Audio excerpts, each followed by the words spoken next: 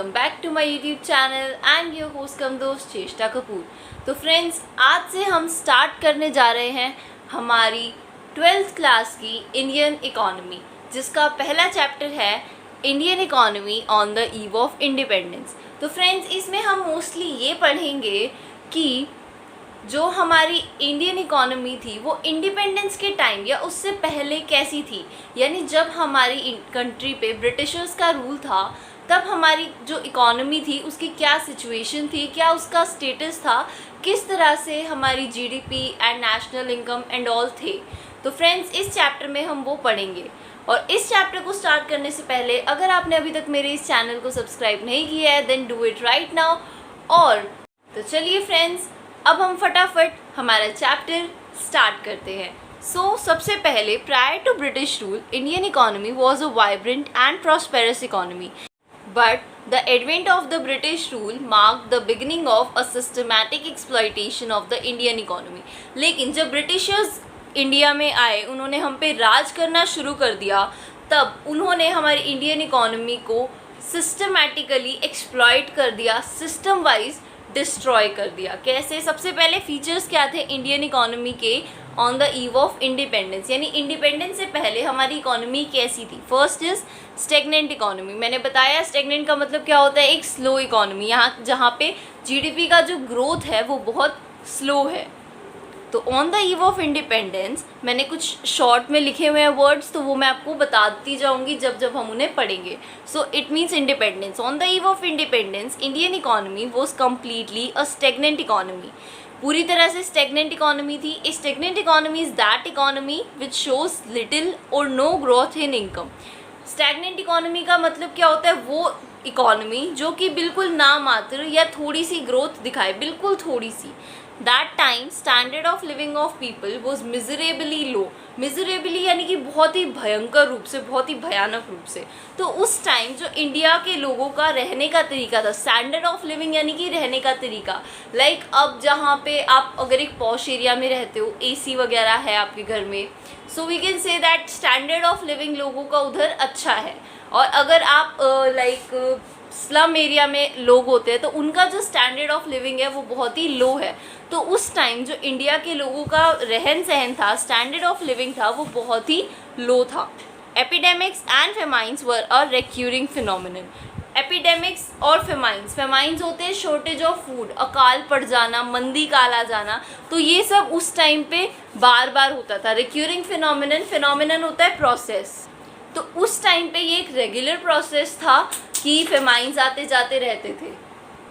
Next आता है हमारे पास backward economy. India economy on the eve of independence was a backward economy. Indian economy उस time पे कैसी थी, एक बैकवर्ड इकोनॉमी थी। An economy is called a backward economy when it has a very low per capita income. Backward economy कौन सी होती है, जिसका पर कैपिटा इनकम बहुत ही ज़्यादा लो होता है। अब पर कैपिटा इनकम क्या होता है, पर कैपिटा इनकम आपने 10th में भी पढ़ा होगा।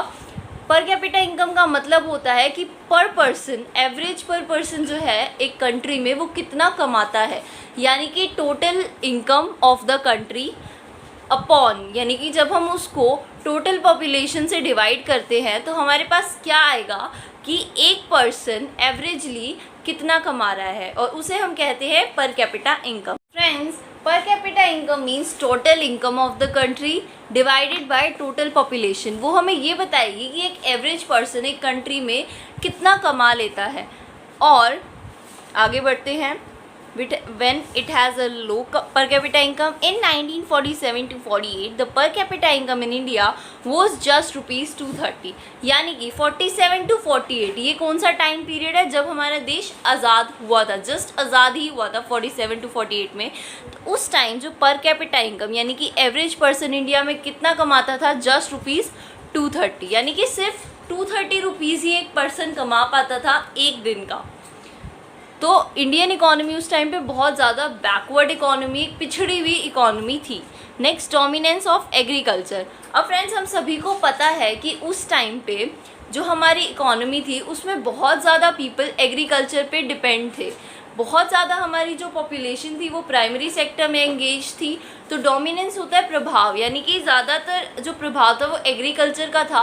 बहुत सारे लोग एग्रीकल्चर के में एंगेज थे, उसके प्रति झुके हुए थे। Agriculture sector dominated the Indian economy as the principal source of livelihood. ये प्रिंसिपल सोर्स था अपनी जीविका को चलाने का, क्योंकि हमारी मोस्ट ऑफ द पॉपुलेशन, देखिए nearly 72% of the country's working population was engaged in agriculture. हमारी अबाउट 72%, देखिए 100 में से 72% पॉपुलेशन जो थी पूरे इंडिया की, वो सिर्फ और सिर्फ एग्रीकल्चर में एंगेज थी। It contributed to only 50% of the country's GDP। अब देखिए लोग तो लगे हुए हैं हमारे 72, पूरे कंट्री में 100% पॉपुलेशन में से सिर्फ वो बहुत ज़्यादा 72%, सिर्फ नहीं, सिर्फ तो बाकी बचे हुए लोग थे, लेकिन 72% एक बहुत बड़ी अमाउंट है। और 72% पीपल जो थे हमारे, वो एग्रीकल्चर में लगे हुए थे, फार्मिंग करते थे और इससे रिलेटेड काम करते थे। लेकिन फिर भी जीडीपी होती है टोटल जो हमने गुड्स एंड सर्विसेज प्रोड्यूस की इन टर्म्स ऑफ मनी। एक कंट्री ने एक फिक्स पीरियड में, एक फिक्स टाइम में कितनी गुड्स एंड सर्विसेज प्रोड्यूस करी इन टर्म्स ऑफ मनी, उसे हम कहते हैं जीडीपी। और देखिए 72% हमारी पॉपुलेशन लगी हुई है एग्रीकल्चर में, लेकिन फिर भी वो कंट्री में कितना कंट्रीब्यूट कर रहे थे कंट्री की जीडीपी में? सिर्फ 50%। तो इससे क्या दिखता है हमें? बैकवर्डनेस, यानी कि उनकी पर कैपिटा इनकम बहुत ज़्यादा कम थी। तभी तो 72% लगे हुए हैं दिन रात एग्रीकल्चर में, फार्मिंग में, लेकिन फिर भी सिर्फ 50% निकाल पा रहे हैं। तो इससे क्या पता चलता है कि इंडियन इकोनॉमी उस टाइम पे एक बहुत ज़्यादा बैकवर्ड इकोनॉमी थी। Next point is bleak industrialisation. Prior to British rule, industrial sector in India was well known for handicrafts. हम सब ने पढ़ा है कि इंडियंस इकोनॉमी जो थी वो सोने की चिड़िया कहलाती थी। क्यों? क्योंकि यहाँ के जो मसाले थे, जो यहाँ की हाथ की बनी हुई चीज़ें, हैंडीक्राफ्ट्स यानी कि हाथ से जो बनते थे, लाइक हाथ से मिट्टी के घड़े, मटके, बर्तन और लाइक जो भी शो पीसेस होते थे, हैंडीक्राफ्ट चीज़ें जो भी होती थी इंडिया की, वो बहुत ज़्यादा फेमस थी। इंडिया का जो इंडस्ट्रियल सेक्टर था वो बहुत ज़्यादा जाना जाता था for its handicrafts, but it was systematically destroyed by discriminatory British policies. लेकिन जो हमारा ये हैंडीक्राफ्ट्स का बिजनेस था, जो हमारा इंडस्ट्रियल सेक्टर था, उसे ब्रिटिशर्स ने पूरी तरह से सिस्टमैटिकली डिस्ट्रॉय किया। अब सिस्टमैटिकली कैसे डिस्ट्रॉय किया उन्होंने इंडिया पे कुछ डिस्क्रिमिनेटरी पॉलिसीज़ लगा दी थी। जब उनका यहाँ पे राज हुआ तो उनको पता चला कि इंडिया में जो रिसोर्सेज हैं, जो प्राइमरी गुड्स हैं, जो रॉ मटेरियल्स हैं, प्राइमरी प्रोडक्ट्स और जो रॉ मटेरियल्स हैं, वो बहुत ज़्यादा अच्छे हैं। तो उन्होंने क्या किया? उन्होंने पॉलिसीज़ बना दी कि यहाँ से रॉ मटेरियल तो फ्री में इंपोर्ट होगा और उनके जो ब्रिटेन के प्रोडक्ट्स हैं वो यहाँ फ्री में एक्सपोर्ट किए जाए, मतलब वो उनकी तरफ से एक्सपोर्ट होंगे, यानी कि ब्रिटेन से यहाँ पे फ्री इंपोर्ट होगा और यहाँ से वहाँ पे फ्री में कच्चा माल जाएगा। और हैंडीक्राफ्ट्स पे उन्होंने क्या किया कि जितना भी एक्सपोर्ट, अगर आप कुछ अपना इंडस्ट्रियल प्रोडक्ट बाहर बेचने के लिए एक्सपोर्ट करना चाहते हो तो उन्होंने उस पर बहुत ज़्यादा टैक्स लगा दिए, बहुत हाई टैक्सेस लगा दिए। फॉर एग्ज़ाम्पल मान लीजिए आपका कोई सामान यहाँ 200 में बन रहा है तो उन्होंने 500 टैक्स लगा दिया। तो अब अगर आपने बाहर सामान लेके जाना है तो आपकी 700 तो कॉस्ट आ गई। अब 700 आपने बनाने में लगा दिए तो आप वो चीज़ 1000 में बेचोगे और वहाँ के जो फिनिश प्रोडक्ट्स है वो एज़ कम्पेयर टू 1000 वो सेम चीज़ आपको सस्ते में मिल जाएगी। तो ऑफ कोर्स हर कोई सस्ते की तरफ जाएगा और इतना महंगा सामान बेचना पॉसिबल नहीं था। तो इसीलिए जो इंडस्ट्रियलाइजेशन था, जो हमारी इंडस्ट्रीज थी वो बंद होती जा रही थी। हमारा जो इंडस्ट्रियल सेक्टर था वो सिस्टमैटिकली डिस्ट्रॉय हो गया। Small scale industries were almost ruined. जो जितनी भी स्मॉल स्केल इंडस्ट्रीज़ थी लाइक हैंडीक्राफ्ट्स, जो लोग घर से काम करते थे, वो पूरी तरह से रूइंड यानी कि तबाह हो चुकी थी।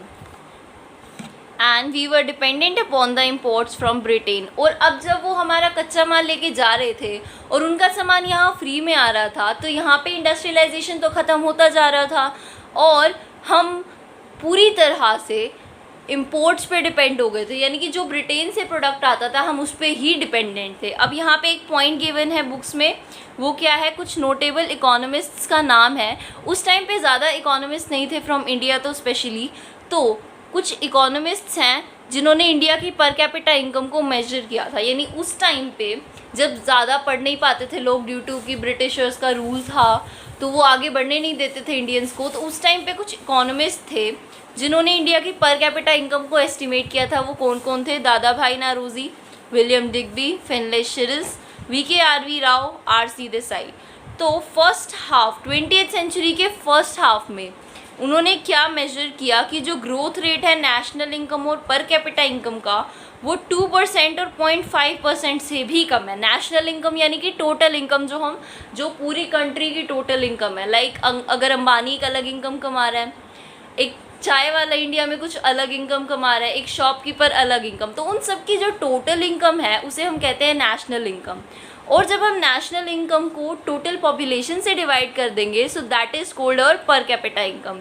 तो उस टाइम जो नेशनल इनकम थी वो तो 2% से भी कम दर से बढ़ रही थी, और जो पर कैपिटा इनकम है वो बढ़ेगी, तो यानी कि ग्रोथ हो रही है। अब वो देखिए 0.5% से भी कम, एक भी नहीं आधे % से भी कम रेट से बढ़ रही है। यानी कि उस टाइम ये क्या शो कर रहा है कि कंट्री जो हमारी थी वो बहुत स्टेगनेंट, उसमें बहुत स्लो ग्रोथ थी, बहुत ही बैकवर्ड इकोनॉमी थी हमारी, और बहुत बुरी मतलब हालत थी उस टाइम इंडिया की इकोनॉमी की।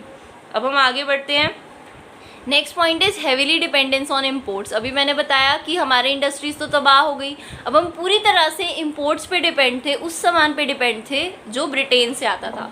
The country was heavily dependent upon imports, particularly for machinery and related equipments of production. तो फ्रेंड्स यहाँ पे कैपिटल गुड्स तो बिल्कुल ही नहीं बनते थे, तो हम मशीन्स के लिए तो स्पेशली जो प्रोडक्शन में जितनी भी चीज़ें काम आती है, मशीनरीज एंड एट्सेट्रा, उन सभी के लिए हम इम्पोर्ट्स पे डिपेंड थे। Armed forces were also dependent on import for most of the defense equipments, and several consumer goods were also used to be imported from abroad. अब जो हमारे डिफेंस का सामान था, जो भी डिफेंस यानी कि वेपन्स, गन्स और भी अदर चीज़ें जो डिफेंस में काम आती हैं एक कंट्री की, वो भी हमारी इम्पोर्ट होती थी। और इसके अलावा जो कंज्यूमर के एसेंशियल गुड्स होते हैं लाइक फूड ग्रेन्स, यहाँ तक कि जो हमारा अनाज था वो भी हम खुद नहीं उगा पा रहे थे, वो भी बाहर से इम्पोर्ट होता था। नेक्स्ट पॉइंट है लिमिटेड अर्बनाइजेशन। अर्बनाइजेशन का मतलब क्या होता है? अर्बन एरिया और रूरल एरिया आप सभी को पता होगा। अर्बन एरिया यानी कि जो शहर में रहते हैं लोग, अर्बन एरिया यानी शहरी एरिया, और रूरल यानी कि गांव का एरिया। सो लिमिटेड अर्बनाइजेशन था, यानी कि बहुत ही कम लोग थे जो शहर में रहते थे, एक वेल डेवलप्ड एरिया में रहते थे। तो at the time of independence bulk of the population lived in villages. तो जब इंडिपेंडेंस का टाइम था उस टाइम हमारी लगभग 86% पॉपुलेशन जो थी वो गांव में ही रहती थी, यानी कि उस टाइम अर्बनाइजेशन जो था बहुत कम था, बहुत कम लोग थे। अब एस्टिमेट लगाइए 86 विलेज में रहते थे, यानी सिर्फ 14% लोग थे जो गांव में रहते थे। नेक्स्ट आता है हमारे पास semi feudal economy. On the eve of independence Indian economy was a mix economy और a semi feudal economy. Friends यहाँ पे मिक्स इकोनॉमी का मतलब क्या है, आप सभी पहले भी पढ़ के आए हैं। मिक्स इकोनॉमी कौन सी इकोनॉमी होती है? जहाँ पे कुछ प्राइवेटाइजेशन होता है और कुछ पब्लिक सेक्टर के हाथ, यानी कि कुछ गवर्नमेंट के पास रिसोर्सेज होते हैं और कुछ प्राइवेट सेक्टर के पास रिसोर्सेज होते हैं, और उसको ये क्या कह रहे हैं? Semi feudal economy. अब फ्रेंड्स यहाँ पे सबसे पहले फ्यूडल का मतलब क्या है? फ्यूडल का मतलब है यहाँ पे जो रिलेशनशिप है बिटवीन लैंडलॉर्ड्स एंड टेनेंट्स। तो उस टाइम पे ईव ऑफ इंडिपेंडेंस पे, यानी कि आज़ादी से पहले जब ब्रिटिशर्स थे, तब उन्होंने जो एक ज़मींदारी सिस्टम क्रिएट किया था, जो हम अभी नेक्स्ट वीडियो में पढ़ेंगे। तो उन्होंने जो सिस्टम क्रिएट किया था उसके अंदर इस फ्यूडल रिलेशनशिप को क्रिएट किया था, यानी लैंडलॉर्ड्स और टीनेंट्स यानी कि किसान। तो लैंडलॉर्ड्स और किसानों के बीच में उन्होंने गैप क्रिएट कर दिया था, उसको यहाँ पे क्या कह रहे हैं? फ्यूडल। तो और जिस इकोनॉमी में ऐसा हुआ दैट इज़ फ्यूडल इकोनॉमी। तो उस टाइम पे सेमी फ्यूडल इकोनॉमी थी, यानी कि हाफ सेमी फ्यूडल थी। कैसे? Such an economy had the mixture of feudalistic and capitalist modes of production. Feudalistic यानी कि उस टाइम पे जो लैंडलॉर्ड्स थे, ज़मींदार थे और टीनेंट्स थे, पीजेंट्स थे, उन दोनों के बीच में तो एक गैप पैदा हो ही गया था। लैंडलॉर्ड सब पैसा कमा रहे थे और जो टीनेंट्स थे वो बहुत मेहनत कर रहे थे, बट फिर भी उन्हें अपने खाने के लिए भी पूरा नहीं मिल पाता था। नेक्स्ट, कैपिटलिस्ट की सब कुछ जो था वो गवर्नमेंट, बहुत कुछ जो था वो गवर्नमेंट के कंट्रोल में था। कैपिटलिज्म हमें पता है क्या होता है, यानी कि बहुत सारी चीज़ें, लगभग सारी चीज़ें ही गवर्नमेंट के कंट्रोल में थी। ये हम आगे ज़मींदार में बहुत डिटेल में पढ़ेंगे। अभी के लिए आप इतना याद रखिए कि उस टाइम पे जो इकोनॉमी थी वो एक सेमी फ्यूडल इकोनॉमी थी, यानी कुछ तो उसमें गवर्नमेंट के हाथ में थे रिसोर्सेज, और बाकी जो बचा हुआ था, लाइक जो लैंड को कंट्रोल करते थे वो सारे क्या थे, ज़मींदार थे। तो बस इन दोनों का ही कंट्रोल चल रहा था उस टाइम इकोनॉमी में। I hope this point is clear to you all. Friends, आज की वीडियो में बस इतना ही। अगर आपको मेरी वीडियो अच्छी लगी हो then please hit the like button, and for more amazing videos do subscribe to my YouTube channel. Thanks for watching this video guys. See you in my next video.